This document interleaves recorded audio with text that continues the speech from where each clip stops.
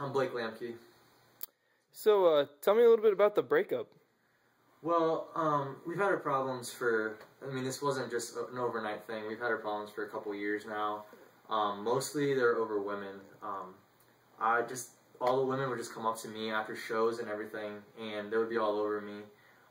You know, you just couldn't take it. Years of that, years of being the second most attractive person in a band can really get to you. Another thing is the style.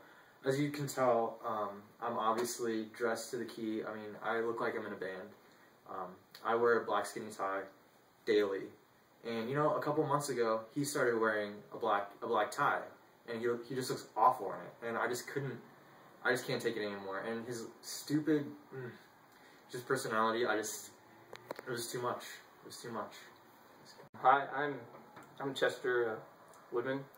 All right, so tell us what happened with the breakup. Well, you know, I think it really kind of started around when he just got a lot of women after shows, and just kind of flaunted it in my face. It was getting really annoying after a while because, you know, I am attracted to women. Like, I'll be honest. Like, it seems really nice to me, but you know, and you know, oh, also he started talking about my style. You know, I thought I dressed pretty good. You know, I thought he was, you know, he could pull it off well, and I thought maybe I'd just try and match him and look equally as nice, but, you know, it doesn't always work out that way, you know, just go about my business. Blake had mentioned something about your personality and how he kind of felt that was a turnoff. Do you have anything to comment about that?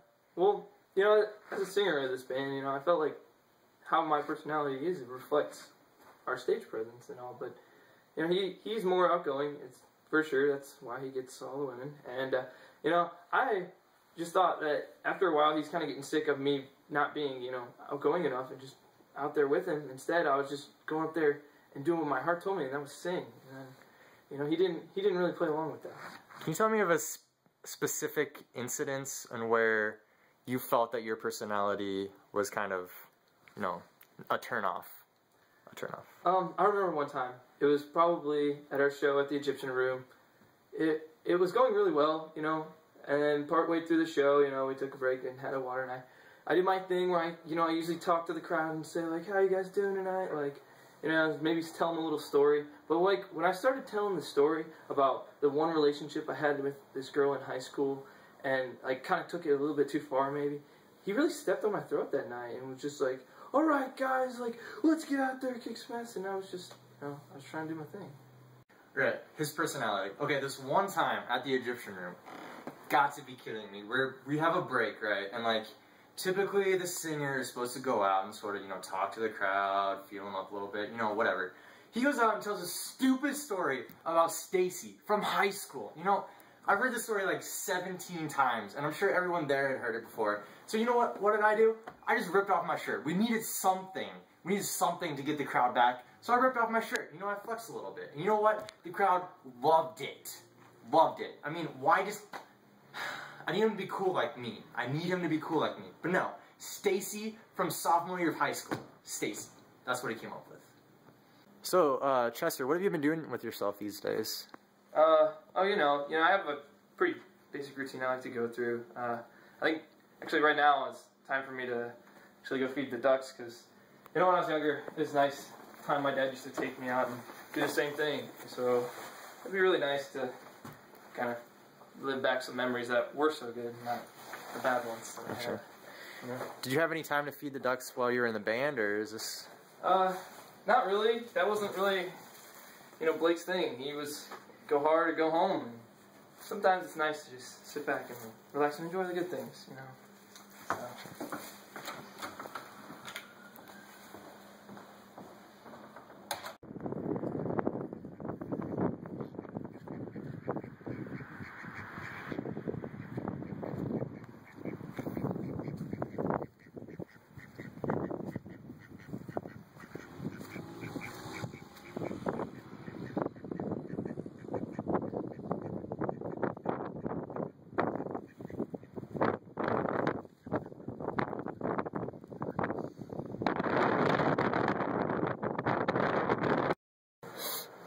Alright, we're starting from the top again, okay? You ready this time? Yeah, let's do this.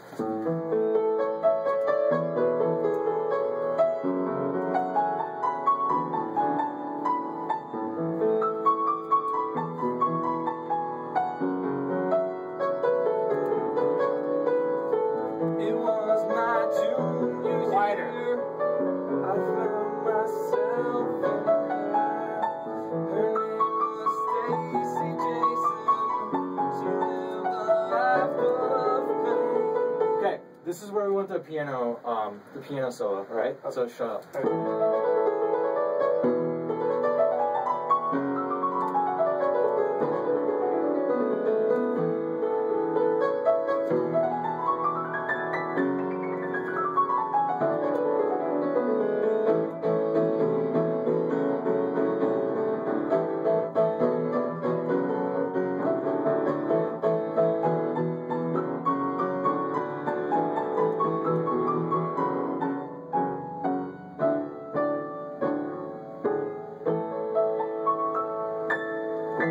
Good.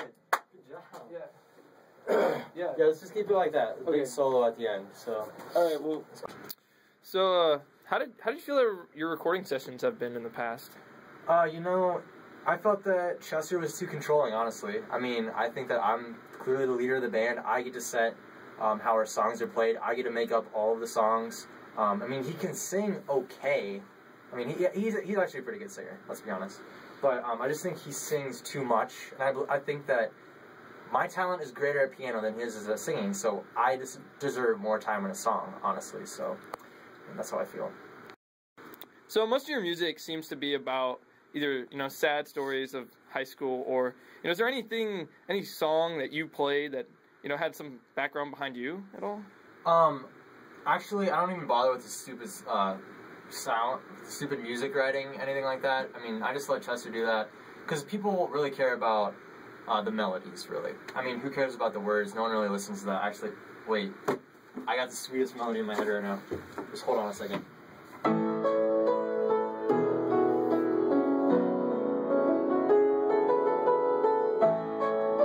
There it is. I mean, woo! Platinum, baby. Chester, describe yourself in 3 words. Oh, that's a tough one, I would say compassionate, believer, and difference maker. The difference maker is not really one word, but you can go many ways with that. And that's what I wanted our music to really be about. I think Blake kind of missed that when we were recording. I wanted to make a difference, and make people listen to our music and just know that. And Blake wasn't up for that? No, he just wanted it to be a show. Like, if you get out there and just really put on this great show, and that's all what I was about. I want my music to be heard for reasons, true reasons, really just people to hear it and be like, that actually meant something. Kind of like you hear a song by Sad World. Sad World is a great song. That's just the perfect example. Everybody hears that song and they know, like, he was trying to get a message out. And How would Blake describe you in 3 words? Shy, maybe pessimistic. I don't know. Like, he just didn't want me to stand up for myself very often. I want to go out there, and he wanted to just have a good time, and I didn't really know how to deal with that well. I guess that's why we ended up the way we did. So earlier we asked Chester 3 words that he would use to describe himself. We're going to go ahead and ask you the same. What are 3 words that you might use to say that make up you? Okay, first of all, victorious, obviously. Second of all, I would probably have to go with successful. And then thirdly, man. That's basically, I mean, that's not really a describing word, but in this case it is, so, yeah. And we also asked him, what are 3 words that you would use to describe him?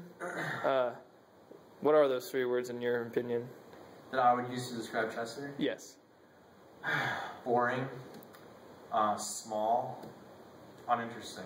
I mean, there's just, wait, actually hold up a little bit.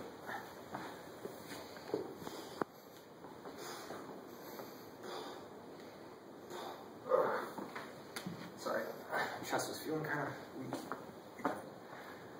What were we talking about? Hey, this is Blake from Fireside City. Before our first show, we're so pumped. We got me and Chester here. We're backstage in the green room. And 5 minutes, guys, still stage. We got 5 minutes. Chester, get over here, man. Get over here. Get on this video. Dude, how pumped are you right now, man? We're gonna take this over. Oh my gosh, dude, I can't wait. They're gonna know us. We're gonna be on the map. I can't wait. Dude, we're gonna be so famous. I can't wait. We're gonna be signing records someday. We're gonna be signed by a record company. I mean, this is gonna be. Stacy, this one's for you. I know you can hear me out there. I'm gonna be loud enough. I swear. Dude, you got a winner, Stacy, man. Yeah. Oh, it's gonna be great. So Blake, do you remember your first show at all? Your first venue? I mean, I think we were pretty close back then, me and Chester. I mean, I was just up there trying to encourage him to sing his heart out. He was really nervous and everything. I'm attracted to the spotlight, obviously, so I didn't have any problem with it. We killed it the first night. Like, so many groupies after that. I think Chester ended up like crying in the bathroom or something. But you know, it's all good. And you know what? It was actually a pretty fun night that night. I'll be honest. One of your top shows, you would say, or? I'll put it up there. Actually, nothing can beat the Vegas show. I mean, that's #1 for sure. I'd say this one is in the top 5 though, just because it was, you know, so new and so fresh. So it's definitely top 5, I think. So Chester, what was the first show of Fireside City like? It was definitely I can remember it for the rest of my life. Like, it was just awesome. It was our first time, you know. We were so pumped to be together, just ready to be out on the map. You know, we had some band opening for us. You know, it was like Coldplay or something. I don't know, some band from England. Not many people really knew them, but they played really well. And you know, I felt we went out there and we did the same. We played awesome, and you know, it's kind of tiring afterward. It made me sad inside. You know, I brought back a lot of memories I don't really want to talk about. You know. All right. Is there any memorable other shows that you would want to talk about? I know one sticks out for sure. It was probably the Vegas show. Blake just really went at it. You know, I thought people really loved us. You know, it's Vegas. You know, we probably had one of our biggest crowds there. I was stoked. People got to hear my name and my voice in Fireside City, which is huge. Yeah, but I know Blake went really hard, and at night it's sad. You know, that was one of the moments I felt like we were starting to tear apart. So Blake, you know, for a while now, you were in the papers with that hotshot actress Selena Gomez. You know, did that affect you and Chester's relationship at all? All right. Let me start off by saying everything that she said was a lie. Okay. It wasn't me. It was definitely her. She was smoking hot, though. Okay, don't get me wrong. Yeah. So, her relationship, yeah, her and Chester didn't get along, for obvious reasons, because it was Chester, and because she was a woman. So, you know, there wasn't going to be any compatibility at all there. She helped drive us apart. You know, I was spending time with her when we go to the zoo. We just go to the museums and stuff. She's very cultured, actually. And, you know, Chester, we just kind of left him back at the hotel. And you know what? Sometimes you got to do that, and it sucks. But you know what? That's just how life is, so. So what's your opinion on Blake's ex-girlfriend, Selena Gomez? Is he going to hear this? Like, is he going to get to see this one? We can put this off the record. Oh, okay. All right. So, well, what he doesn't know is, you know, she was beautiful, and I just could not help myself. Like, I feel bad to this day, but, you know, behind his back, she was talking to me. You know, we had a thing going for a while. You know, it never made the papers because I was always lying low about it. But at this point, you know, she's moved on to some other guys, but what he didn't know is we were dating. You know, the whole museum trip and zoo trip that he went on. You know, she told me it didn't mean anything. I took her out to fancy dinners, used what money I had, what we got from shows, to try and win her over, and I did in the end. But I hope he never has to find out about it. Don't worry about it. It's good. Okay. He said, what? You're kidding me? So after all that you've been through, where are you going to go from here? Well, obviously bandless at this point, but you know what? I love to keep performing. So I'm just looking for more charismatic people to start a band up with me. We're looking to expand into a new genre that I just invented off the top of my head right now. It's called piano folk punk rock. I think it's going to be the next the next big thing, and that's where we're gonna pursue that. Until I find a band, I'm just gonna be living my life, you know, partying a lot, meeting a lot of ladies, you know, just the stereotypical Blake thing. So. All right. So now that the band's over, what's the next step? Where are you gonna go from here? You know, it was a good run. I really enjoyed it. You know, being in Spotlight. You know, I wish people could understand my music a little more. Maybe I'll pursue a solo career. You know, that might be fun. I don't know. Maybe I'll send that letter to Stacy. I never did when I was younger. You know, maybe I'll go out there and find her. I don't know what she's doing because she made such an impact on my life, and I don't know. Maybe I'll explore the world, find a new life, start over. Was I the only one?